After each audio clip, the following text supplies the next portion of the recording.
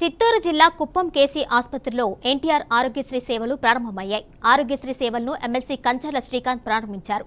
ఈ సందర్భంగా వైసీపీ ప్రభుత్వంపై మండిపడ్డారు. హయాంలో కేసీ ఆసుపత్రికి ఆరోగ్యశ్రీ రాకుండా అడ్డుకున్నారని శ్రీకాంత్ అన్నారు.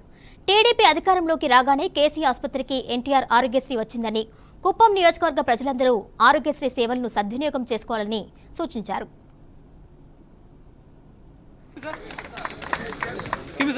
గౌరవనీయులు సిఎస్ మురుగు సార్ గారిని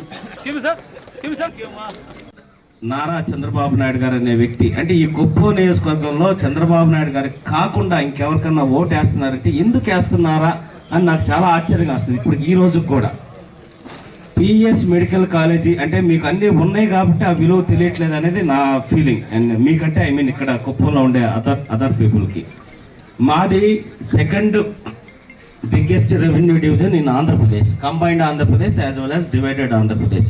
మాది కందుకూరు పెద్ద revenue sub collector status Britishers times నుంచి మాకు సబ్ కలెక్టర్ స్టేటస్ అది. అటువంటి దాంట్లో మాకు మెడికల్ ఫెసిలిటీ ఈ రోజుకి లేదు. మాకు ఏదైనా మెడికల్ ఎమర్జెన్సీ అంటే మేము నెల్లూరు, చెన్నై లేకపోతే హైదరాబాద్ పరిగెత్తాలి. ఒంగోలులో కొంత బెటర్ కొంతవరకు. అట్లాంటిది 23 సంవత్సరాల పిఎస్ మెడికల్ కాలేజ్ 25 ఇయర్స్ 25 సంవత్సరాల క్రితం ఈ మారుమూల ప్రాంతానికి అసలు మెడికల్ కాలేజ్ ఎందుకు పెట్టాలి? చంద్రబాబు నాయుడు గారు ఇక్కడ లేకుండా ఎమ్మెల్యేగా లేకుండా ఉంటే ఎవరైనా పెడతారా వచ్చి?